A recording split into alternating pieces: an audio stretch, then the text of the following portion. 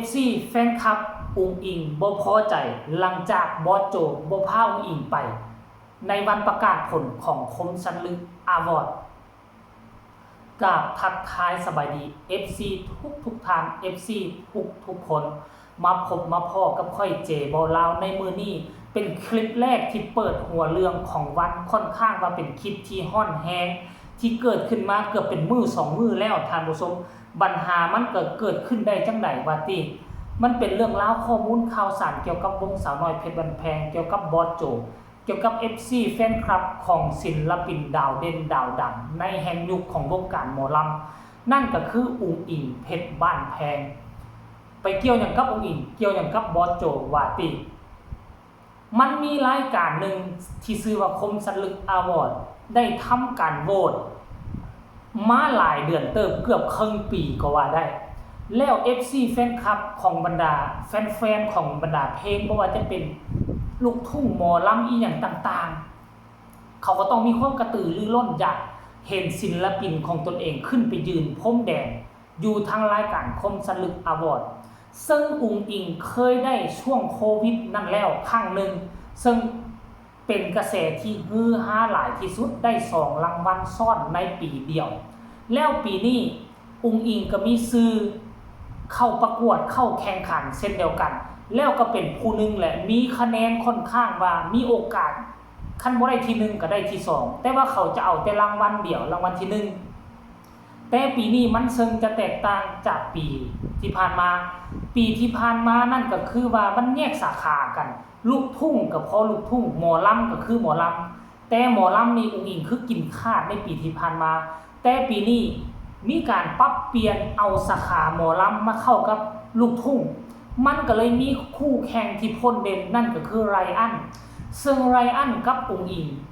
FC แฟนคลับทั้ง2คนก็บ่มีไผยอมแพ้ไผซัดกันไปซัดกันมาแซงขึ้น1ตกมา2แซง2ขึ้น1 2คนนี้จะหมุนเวียนเปลี่ยนสลับตำแหน่งกันขึ้นเป็นผู้ที่1ผู้ที่2มาโดยตลอดแล้วจนมามื้อวันสุดท้ายมื้อที่มาปิดผลโหวต FC แฟนคลับได้เห็นข้อมูลข่าวสารการเคลื่อนไหวของหัวหน้าวงสาวน้อยเพชรบ้านแพงนั่นก็คือพอโจของอุงอิงเพชรบ้านแพงออกมาเขียนประกาศบอกว่าบ่ได้พาอุงอิงไปในมื้อที่ประกาศผลคมสันลึกอวอร์ด FC แฟนคลับบายง่ายแล้วก็ง่ายหลังตึงช็อกและบางคนช็อกน้ำตาไหลพร่านเสียดายเงินที่โหวตไปหั่นก็บ่แม่นน้อยๆมันโหวตมันได้ใช้เงินใช้คำถ้ารวมผลโหวตของ FC แฟนคลับมันบ่แม่นครึ่งล้านบ่หรืออาจจะทะลุล้านไปกว่าจะได้คะแนนได้เพราะว่ายิ่งมีคู่แข่งหลายส่ำใดผู้ที่โหวตยิ่งใช้ทุนยิ่งใช้เงินคำมหาศาลที่โหวตยกตัวอย่างว่าปีที่ผ่านมานี่คู่แข่งของอีกอาจจะบ่นัก FC แฟนคลับก็โหวตอาจจะ 2-3 แสน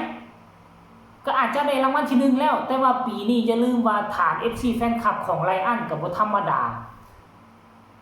เขาก็หลายเฮาก็หลายในเมื่อถ้าอยากได้เป็นที่1คนมันต้องทุ่มเผลอๆอาจจะฮอดล้านบ่ท่านผู้ชมแล้วมาได้ยินจากปากบอสโจว่าบ่ได้พาอุงอิงไปเพราะว่าติดธุระก็เข้าใจบอสโจเพิ่นติดธุระอีหลีหั่นล่ะทั้งกวดเรื่องหนังคายอ้อทั้งกวดอีหยังต่างๆมันก็เลยเฮ็ดให้เรามาประกาศแต่ว่า FC แฟนคลับเขาได้ยินคำนี้แล้วเขาก็บ่พอใจ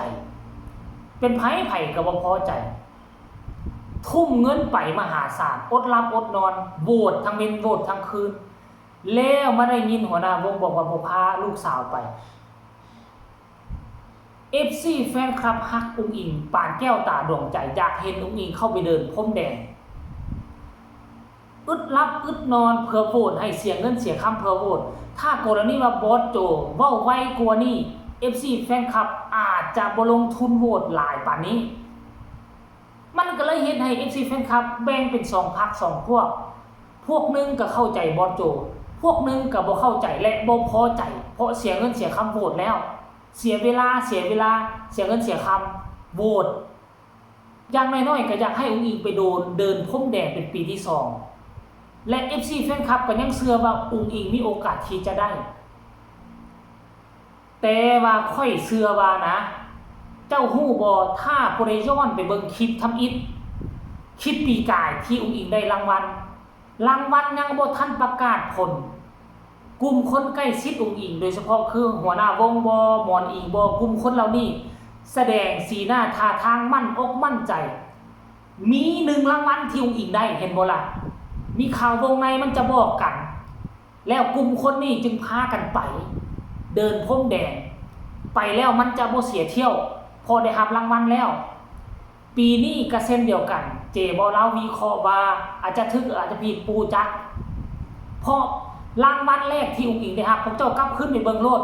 เบิ่งคลิปต่างๆนี่นะมันจะมีลุดออกจากปากของหลายคนว่า1รางวัลมั่นใจ1รางวัลมั่นใจได้แน่นอนนั่นแสดงว่ามันลุดออกมาจากคมสันลึกแล้วเขาจึงเสียเงินเสียคำจ้างปีโยนจ้างสร้างแต่งหน้าซื้อเครื่องซื้อของให้ศิลปินเพื่อไปมันได้รับรางวัลเด้เฮาได้แต่งโตเสียเงินเสียคำเดินทางไปแล้วมันได้รับรางวัลเฮาก็บ่เสียเปรียบปานใดแต่ปีนี้บอสโจปฏิเสธบ่ไปว่ามีเวียกแม่นแล้วเรามีเวียกแท้หรือว่าคิดอีกในแง่มุมนึงคืออุ้งอิงบ่ได้รับรางวัลในปีนี้พอบอสโจแล้วประกาศอีกโพสต์นึงออกมาแล้วได้บ่ได้ก็บ่เป็นหยังขอบบุญขอบคุณ FC แฟนคลับที่ทุ่มเวลาทุ่มอีหยังต่างๆแหละโหวตให้อีล่าลูกสาวอุ้งอิงเด้อได้บ่ได้ก็บ่สำคัญคือมีงานทำทุกวันแล้วออกมาเคลื่อนไหวแบบนี้แล้วต่อมาเราก็มาโพสต์ว่าบ่ได้ไปเด้อเพราะว่าอุ้งอิงก็พอติดธุระหรือว่านี่อาจจะเป็นคำตอบแล้วบ่ว่าอุ้งอิงเพชรบ้านแพงบ่ได้รางวัลที่1ก็เลยบ่จำเป็นต้องเสียปียนต์ซื้อปียนต์ไปกลับบ่จำเป็นต้องเสียค่าสร้างแต่งหน้าบ่จำเป็นต้องเสียเวลาเสียค่าที่พักโรงแรมเสียค่าอาหารพออุ้งอิงไปบ่ได้ไปแต่อุ้งอิงก็พอโจได้มอนออกมอนอิงเสียนอกเสียนนเผลอๆปีนี้นะคันไปนี่จะมีฮอดแม่นอกแม่หน่อยพออีกไปนำเพราะฉะนั้นเสียมูลค่ามหาศาลเป็นหลักแสนในเมื่อฮู้ว่าบ่ได้แล้วจะไปเพื่อหยังเนาะอันนี้คืออีกในแง่มุมนึงที่ค่อยวิเคราะห์เอาไว้อันนี้มันก็บ่แน่เสมอไปเด้อท่านผู้ชมอาจจะผิดจะพลาดเฮาบ่ฮู้คะแนนอยู่ในมือเขาบางที่ก็อาจจะได้บางที่ก็อาจจะบ่ได้ถ้าได้ค่อยคิดว่าบอสโจน่าจะพาไปเดินพรมแดงเป็นปีที่2องค์อาจกล้าหาญสง่างามมันจะเพิ่มให้สาวน้อยคนเดินแพงดังบูมขึ้นตื่มมันนะเนาะอันนี้ก็เลยเอามาฝากฝังไว้ซำนี้ให้ทุกคนกดไลค์กดแชร์กดติดตามใครมีคำตำหนิติชมคำคิดคำเห็นส่งมาใต้คอมเมนต์เนาะพบกันใหม่ในคลิปหน้าสำหรับคลิปนี้ขอกล่าวคำว่าสบายดีขอให้อุ้งอิงได้รางวัลที่1อีกครั้งเด้อ